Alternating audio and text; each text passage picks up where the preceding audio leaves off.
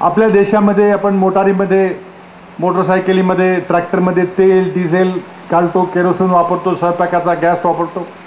86% petroleum ऊर्जा आपल्याला आखाती देशातून आयात करावी लागते. आपल्या देशामध्ये फक्त 14% ऊर्जा, मग पेट्रोल असेल, डिझेल असेल, स्वयंपाकाचा गॅस असेल, हा आपण आपल्या देशात तयार करतो. तर आखाती देशामध्ये काही गडबड झाली, तिथून याची जहाजं बंद झाली, तर देशाची अर्थव्यवस्था कोलमडून पडेल. म्हणून पेट्रोलियम इंधनाला पर्याय शोधला पाहिजे. एक पर्याय उभा राहिलेला आहे, साखर उद्योगाने निर्माण केलेला आहे. इथेनॉल आज आपण निर्माण करतो. केंद्र सरकारने निर्णय घेतला की पेट्रोलमध्ये 5% इथेनॉल मिसळून किमान 5% तरी पेट्रोलची आयात करायची गरज ही साखर उद्योग आज भागवू शकतो. आणि मी 2006ला जेव्हा आलो होतो, आर्कशाळेचं उद्घाटन झालं होतं त्यावेळेला, आणि अत्यंत सक्षमपणे आर्कशाळा इथेनॉल आणि अल्कोहोलचा प्रकल्प हा अमित देशमुखांच्या नेतृत्वाखाली चाललेला आहे. आज आपण पुढचं पाऊल टाकलेलं आहे. आज वीज निर्मितीचं पाऊल टाकलेलं आहे. जवळजवळ मला वाटतं 18 मेगावॉट क्षमतेचा, एका मेगावॉटला 4-4.5 कोटी रुपये खर्च करून तुमच्या ताकदीवर हा प्रकल्प उभा राहिला आहे. नेतृत्व, मार्गदर्शन विलासरावजींचं, अमितचे परिश्रम आहेत आणि हा प्रकल्प आज उभा राहिला आहे. हाही एक पथदर्शक प्रकल्प आहे. मला वाटतं या परिसरातला, मराठवाड्यातला हा पहिलाच वीज निर्मिती प्रकल्प आहे.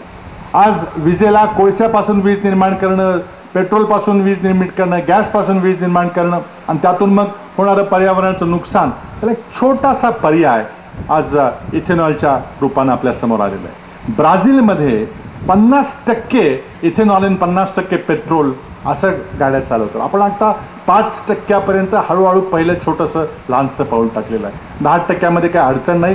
मोटारीच्या इंजिनमध्ये काही आपल्याला बदल करावा लागत नाही. एका बाजूला इथेनॉल आणि विजेच्या निर्मितीमध्ये आपल्या देशामध्ये एकूण 1,60,000 मेगावॉट एवढी क्षमता आहे. कोळशावर असेल, पाण्यावर असेल, थोडीशी अणुऊर्जा आहे.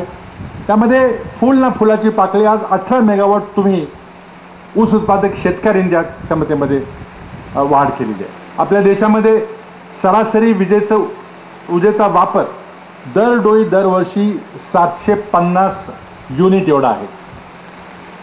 आपण जर महाराष्ट्रातला पाहिला तर 950 युनिट दरडोई दरवर्षी वापर आहे. पण जगाची जर सरासरी काढली तर 2800 युनिट आणि प्रगत राष्ट्रांची सरासरी काढली तर 12,000-15,000 युनिट इतकी वीज वापरली जाते. म्हणजे एका बाजूला विकास, एका बाजूला राहणीमान आणि दुसऱ्या बाजूला वीज, असं समीकरण आहे की विजेशिवाय आपल्याला सन्मानानं राहणं, आपल्याला विकास झाला म्हणणं हे शक्य होणार नाही. युवकांच्या हाताला काम पाहिजे असेल तर कारखानदारी झाली पाहिजे. कारखानदारीला वीज लागते आणि त्यातला एक पथदर्शक प्रकल्प आज या ठिकाणी आपण उभा केलेला आहे.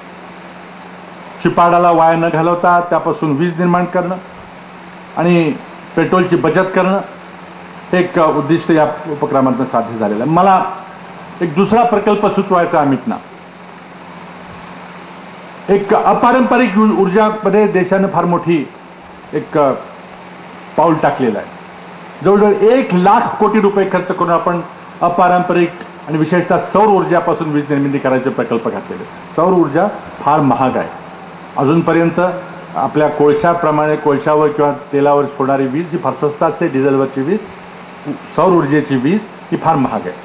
पण ती महाग वीज परवडावी म्हणजे आज सौर ऊर्जेचा जो वीज निर्मितीचा जो खर्च आहे तो जवळजवळ 70